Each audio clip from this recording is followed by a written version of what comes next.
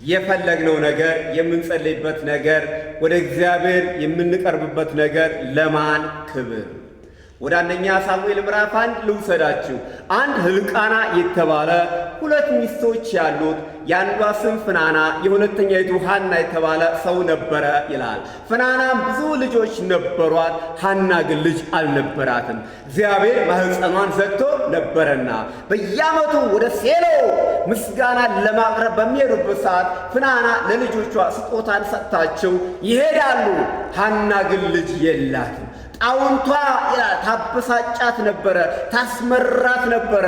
ሐና ሁል ጊዜ ታለቅስ ነበረ፣ አወየው ትል ነበረ። ሕልቃና እንዲህ አለ፣ ሐና ሆይ አይዞሽ፣ እኔ ከ10 ልጆች አልሻልሽምን? ደግሞ 2 እጥፍ ሰጥሻለሁ አላት። ለሐና ግን ይሄ ልብ ትርታው አልነበረም። ለሐና ግን ጥያቄዋን አልመለሰም። ሐና ግን ሊያጽናናት አልቻለም። ሐና በምሬት ውስጥ ነበረች። እንዲህ ብላ ወሰነች። የመጨረሻ ጸሎት፣ የእግዚአብሔርን ልብ የሚያንቀሳቅስ ጸሎት፣ የእግዚአብሔርን ክንድ የሚያንቀሳቅስ ጸሎት፣ እግዚአብሔርን ደስ የሚያሰኝ ወሳኝ የሆነ ጸሎትን ጸለየች። እንዲህ አለች። እርሷም አቤቱ የሠራዊት ጌታ ሆይ የባሪያህን መዋረድ ተመልክተ ብታስበኝ፣ እኔንም ባትረሳ፣ ለባሪያ ወንድ ልጅን ብትሰጥ፣ ዕድሜውን ሁሉ ለእግዚአብሔር እሰጠዋለሁ፣ ምላጭም በራሱ ላይ አይደርስም ብላ ስዕለትን ተሳለች ይላል። የፈለግነው ነገር ለማን ክብር? ሐና ይህን ድምዳሜ ደመደመች። ይህን ወሰነች። በእግዚአብሔር ፊት ጸለየች። በዓመቱ ወደ ሴሎ በሄዱበት ሰዓትና ጊዜ ሐና ጸሎቷን ታቀርብ ነበረ። ሐና ከንፈሯን ታንቀሳቅስ ነበረ። ካህኑ ኤሊም ተመለከታት፣ አያት ይልና እንደ ሰከረች ቆጠራት። የሚገርም ነው፣ የሚያሳዝን ነው። ይሄ መቁጠሩ ብቻ አይደለም፣ ስካርሽ እስከ መቼ ነው አላት ይላል። የወይን ጠጅን ካንቺ አርቂ አላት ይላል። ካህኑ ኤሊ አዎ፣ አገልጋያ አዎ፣ ወዳጆቼ፣ ወንጌላዊ መምህሩ፣ ፓስተሩ፣ ነቢዩ፣ ሐዋርያው፣ ሌላም በለው ነገር ግን አይረዳም። ነገር ግን የሚረዳ ነገርሽ የሚገባው ነገሬ የሚገባው ነገራችን የሚገባው በሰማይ ያለ እግዚአብሔር ብቻ ነው። እግዚአብሔር ከተረዳ በቂ ነው። እግዚአብሔር ካየሽ በቂ ነው። እግዚአብሔር ካየ በቂ ነው። እግዚአብሔር ካየን በቂ ነው። የውስጥን የሚረዳ እግዚአብሔር ብቻ ነው። ለምን? እሱ ኤልሻዳይ ነው። እሱ አዶናይ ነው። እሱ ሁሉን ቻይ ነው። ሁሉን ያውቃል። ሁሉን ይረዳል። ሰውማ እንዴት ይረዳል? ለዚህ ነው ካህኑ ኤሊ ለምን አላት። ስካርሽ እስከ መቼ ነው? የወይን ጠጅን ካንቺ አርቂ አላት። እሷም አለች አይ እኔ የሰከረች ሴት አይደለሁም፣ የወይን ጠጅም አልጠጣሁም፣ ልመናን ግን በእግዚአብሔር ፊት አቀርባለሁ አለች። ይላል እንግዲህ የሠራዊት አምላክ እግዚአብሔር ልመናሽን ይስማሽ፣ በደህና ሂጂ አላት። እሷም ካህኑ ኤሊ ያወጣላትን ቃል የተናገራትን በእምነት ይዛ ሄደች። ፊቷ ከዛን ቀን በኋላ ሐዘንተኛ ሆኖ አልታየም ይላል። በላች፣ ተነሳች፣ ሄደች ይላል። ለምትጠይቁ ጉዳይ፣ በእግዚአብሔር ፊት ለምትጮህበት ጉዳይ እግዚአብሔር መልስን ሲመልስላችሁ፣ በቃሉ ሲመልስላችሁ፣ በሌሊት በመኝታችሁ ሲመልስላችሁ፣ በእውነተኛ ነቢያት ሲናገራችሁ እረፉ፣ እንረፍ፣ እንረጋጋ። በቃ የእግዚአብሔር ቃል ያሳርፋል። ምን አለሽ ለጥያቄሽ? ሌሊት በመኝታ ለምትጸልይበት ምን አለ እግዚአብሔር? በእውነተኛ ነቢያት እግዚአብሔር በቃ ምን አለ? እንረጋጋ። ሐና እግዚአብሔር ወንድ ልጅን ሰጣት ይላል።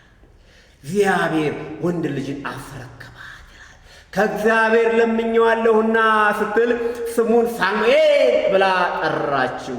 እንደተሳለችውም ስለት እንዲያደርገ ሴቲቱም ልጇ እያጠባች ጡት እስኪተው ድረስ በቤት ተቀመጠች። ጡትን በተወ ጊዜ ከእርሷ ጋር እርሱንና አንድ የ3 ዓመት ወይፈን፣ አንድ የኢፍ መስፈሪያ ዱቄት፣ አንድ አቅማደ ወይን ጠጅ ይዛ ወደ ሴሎ በእግዚአብሔር ቤት አመጣችው ይላል። አመጣችው። ሕፃኑም ገና ታናሽ ነበርና ወይፈኑንም አረዱ። ሕፃኑ ወደ ኤሊ አመጡት። እርሷም አለች፣ ጌታዬ ሆይ በሕያው ነፍስ እምላለሁ፣ ጌታ ሆይ ወደ እግዚአብሔር ለመጸለይ በዚህ ባንተ ዘንድ ቆማ የነበረ ሴት እኔ ነኝ። ስለዚህ ሕፃን ጸለየው፣ እግዚአብሔርም የለመንሁትን ልመናዬን ሰጥቶኛል። እኔም ደግሞ ለእግዚአብሔር ሰጥቼዋለሁ። ዕድሜውን ሁሉ ለእግዚአብሔር የተሰጠ ይሆናል አለች። የፈለግነውን ነገር እግዚአብሔር እጃችን ላይ ሲሰጠን ለማን ክብር? ለእግዚአብሔር ክብር መስጠት አለብን። ለእግዚአብሔር ማስረከብ አለብን። ምንድነው የፈለግነው? ምንድነው እግዚአብሔርን የምንጠይቀው ጉዳይ? ለማን ክብር ነው? የጸጋ ስጦታ ነው። ልዩ ልዩ የጸጋ ስጦታዎች ነው። ኢኮኖሚያዊ ጉዳይ፣ ምድራዊ ጉዳይ በሆኑ ጉዳይ ነው። ለማን ክብር ነው? ትዳር ነው። ለማን ክብር ነው? የተዘጋ ማኅፀን እንዲከፈት ነው። ልጆች እንዲመጡ ነው። ለማን ክብር ነው? እግዚአብሔር ለሐና ሳሙኤልን ካስረከባት በኋላ ቃል እንደገባችው ሳሙኤልን ወደ እግዚአብሔር ቤት አንተ ስትሰጥ እናያለን። ምዕራፍ 2 ስንመለከት ሐና ደግሞ እንዲህ አለች። ሐና ስትጸልይ እንዲህ አለች፣ ልቤ በእግዚአብሔር ጸና፣ ቀንደም በእግዚአብሔር ከፍ ከፍ አለ። አፌ በጠላቶቼ ላይ ተከፈተ፣ በማዳንህ ደስ ብሎኛል። እንደ እግዚአብሔር ቅዱስ የለምና እንደ አምላካችን ጻድቅ የለም። ከአንተ በቀር ቅዱስ የለም። አትታበዩ፣ በኩራት አትናገሩ። እግዚአብሔር አዋቂ ነውና፣ እግዚአብሔር ሥራውን የሚመዝን ነውና። ከአፋቸው የኩራት ነገር አይውጣ። የኃያላንን ቀስት ሰብረዋል፣ ደካሞች በኃይል ታጥቀዋል። ጠግበው የነበሩ እንጀራን አጡ፣ ተርበው የነበሩ ከራብ አርፈዋል። መካኒቱ 7 ወልዳለች፣ ብዙም የወለደች ደክማለች። እግዚአብሔር ይገላል፣ ያድናል፣ ወደ ሲኦል ያወርዳል፣ ያወጣል። እግዚአብሔር ድሃ ያደርጋል፣ ባለጠጋም ያደርጋል አለች። ለምትጠይቀው ነገር መልስን ያገኘች ሐና በዚህ ክፍል ስናይና ስንመለከት በሐና ዝማሬ የውዳሴ ጸሎትን ለእግዚአብሔር አቀረበች። እግዚአብሔርን ከፍ አደረገች። አንተ ጻድቅ ነህ አለች። አንተ ሁሉን ቻይ ነህ፣ አንተ አዶናይ ነህ አለች። አንተ ኤልሻዳይ ነህ አለች። አንተ ሰዎችን ታጠግባለህ፣ አንተ የሰው ነፍስ በእጅ ነው፣ አንተ ሁሉን አዋቂ ነህ፣ አንተ ማኅፀንን ትከፍታለህ አለች። እግዚአብሔርን ስለ ማንነቱ ከፍ ከፍ እያደረገች የምስጋናና የውዳሴ ጸሎት አቀረበች። ስለዚህ የምንፈልገው ነገር እጃችን ላይ ሲገባ፣ የምንጠይቀው ነገር እጃችን ላይ ሲገባ ለእግዚአብሔር ክብር እናውለው።